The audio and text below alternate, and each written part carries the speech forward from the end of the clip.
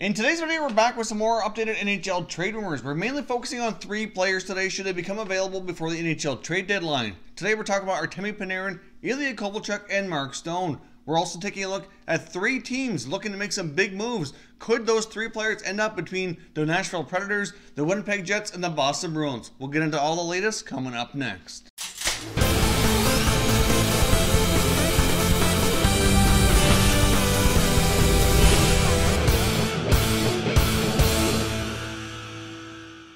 Hey everyone, and welcome back to another video here at Top Shelf Hockey. If you're new to the channel, thanks for stopping by. We review and discuss all 31 NHL teams, so if you're a huge hockey fan, consider subscribing and clicking the bell so you don't miss anything. So as I mentioned off the top, we have some really big name players potentially on the trading block here as we approach the NHL trade deadline coming up February the 25th. Now, in the case of Ottawa Senators forward Mark Stone, as well as his counterpart Matt Duchene and Ryan Dzingel, it's been revealed here that the Ottawa Senators are expected to let teams know about 10 days out from the trade deadline if those players are going to be available or not, as they continue to negotiate a contract extension here for all 3 of them. I know in a perfect world I'd like to keep them, but it likely isn't going to be the case, at least with not all of them. Right now it's believed that Matt Duchene has an offer on the table, but they're more discussing the team's future, the future arena, how quickly they're going to get back to being competitive, respectable, etc. And that seems to be more about his focus. Apparently it's been told that he loves playing and living in Ottawa. He'd like to stay, but he's just concerned about the future. He's already been through a rebuild in Colorado and would like to be, in a situation where he's going to have the best opportunity to win as well. So we'll see what happens here. Now on Mark Stone's front, it's kind of been eerily quiet around updates about what's going on with the contract situation. It's either really good news or it's really bad news. Either the Sens know the answer or they don't, or maybe, just maybe, the answer on Mark Stone depends on the answer on Matt Duchene. Perhaps they got some terms negotiated and agreed to, but maybe he wants to see if Duchene stays before he commits and signs the deal. Hard to say, but either way, we should know here probably in the next 2, 3, or 4 days at most what's going on with those Senators UFAs and if they're going to be on the move or not. But it's been believed here that teams like Nashville, Winnipeg, and Boston are looking to make some big name acquisitions here, as it's kind of becoming a little bit of an arms race heading into the NHL playoffs. And amongst all those teams, it looks as though the Winnipeg Jets are probably leaning more towards a player like Mark Stone's caliber if he were to be available. Of course, Mark Stone's originally from Winnipeg, so there's that connection, but he's a great all-around forward, would easily jump into their top 2 lines. Now, and so it's been speculated all along they might add a second-line center like they did last year with Paul Stastny. But really, the way that Brian Little's been playing lately and the emergence of Jack Roslovic lately, they very well might be just fine at the center position and want to add a nice quality, high-quality winger like Stone who can provide lots of offense but be a really solid all-around player as well. So should Mark Stone become available, I would think the Winnipeg Jets right now are kind of linked to be one of the potential favorites. Now, it's been revealed that the asking price likely is going to be a first-round pick, a top prospect, and probably a roster player here as well. All 3 of the players that I want to mention here off the top, and you can throw Duchene into the mix there as well, are going to be really big asking prices, which very well might determine if they're moved as well. But it's certainly no secret that a first-round pick, a top prospect, and likely a roster player in some of those cases will likely be what it takes to land them. For the Winnipeg Jets to make that kind of acquisition, it's been known for some time they're more than likely willing to deal their first-round pick. Their top prospect more than likely would be defenseman Sami Niku, but they also have Christian Vesalainen as well, who's also a fairly solid-looking forward prospect.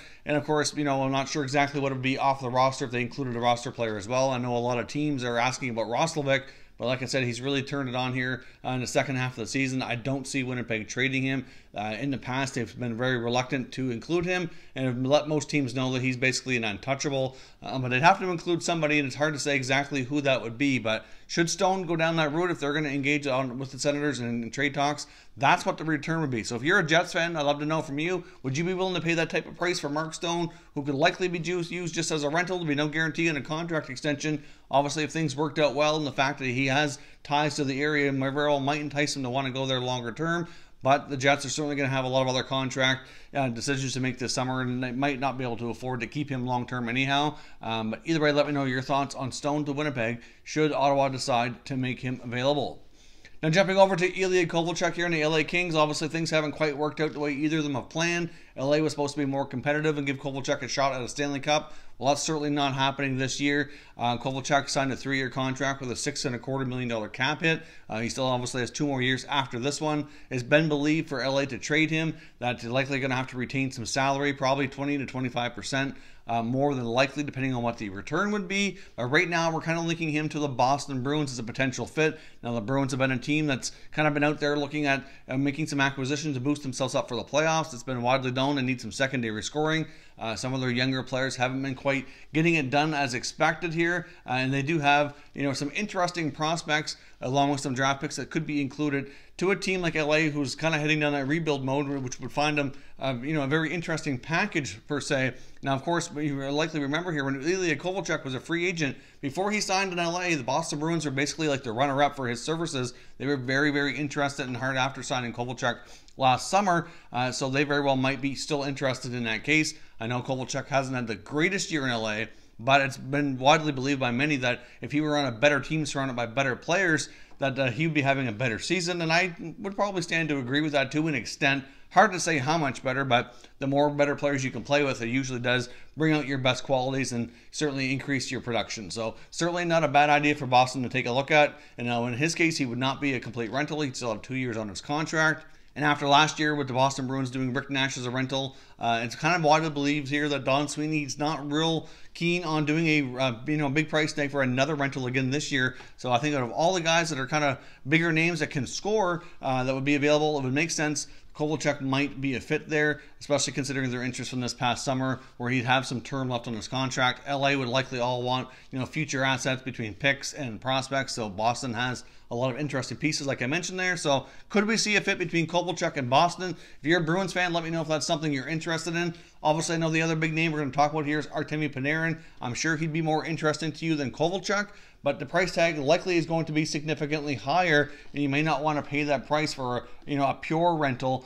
But Artemi Panarin of the Columbus Blue Jackets likely is going to cost the most, I think, of all these players. Stone probably being a close second, in my opinion. Kovalchuk with some retained salary, likely the price comes down, makes it more affordable. There's certainly lots of other decent second line scorers out there that could be available as well. But these are the big names. With Artemi Panarin changing agents recently, it's not looking too good for Columbus to retain him.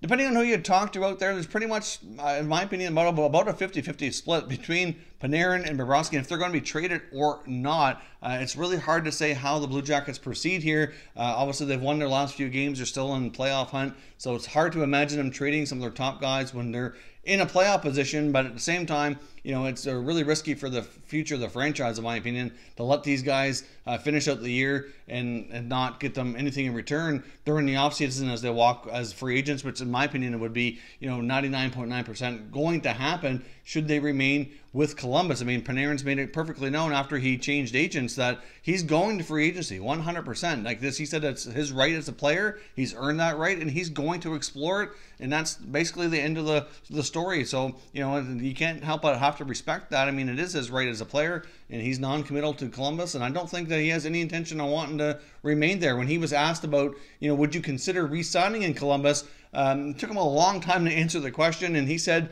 it would be considered, but you could tell by his body language and the tone of choice of words that it really wasn't an option. At least it didn't look like it to me. That's my opinion. So I think the likelihood that Panarin goes is pretty good, and Nashville's been the team that's linked to him the most right now. Obviously, it's been widely believed that they would be willing to part with Eeli Tolvanen, their 2017 first-round pick.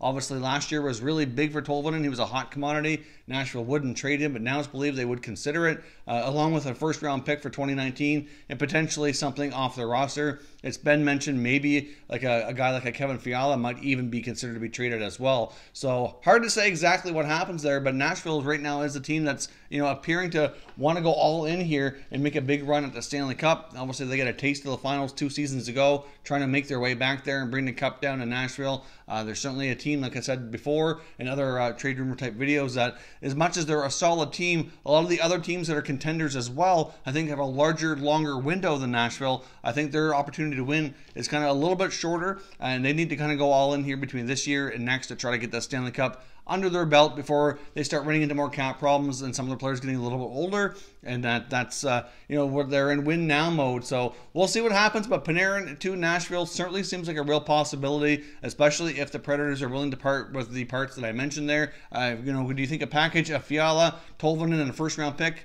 I mean, that might even be a little bit too much for a rental situation. I don't know if Preds fans would want trade away that much. But I can see Tolvanen in a first for sure. Maybe a lower level B prospect, or maybe somebody else from the American Hockey League team, or another draft pick, or something else in there. Probably a third piece would be what it would take to pry Panarin out of Columbus, because they have a hard decision to make there. But do they keep him and use him as their own rental, or do they move him on and try to get something in return here that they can play right away and help them at least try to maintain the playoffs and try to win around for the first time in franchise history. As always, I want to hear your thoughts and opinions on all these players down below. What do you think is the most likely landing spot, and what would you be willing to give up if you're a fan of those teams to acquire one of those big name players for the playoffs? If you're new to the channel here, hope you consider subscribing. We cover all 31 NHL teams, and there's plenty of content here for all hockey fans to enjoy. So if you're new, hit that subscribe button and give this video a thumbs up. I'd appreciate it if you did. As always, thank you very much for watching, everybody. We will catch you next time.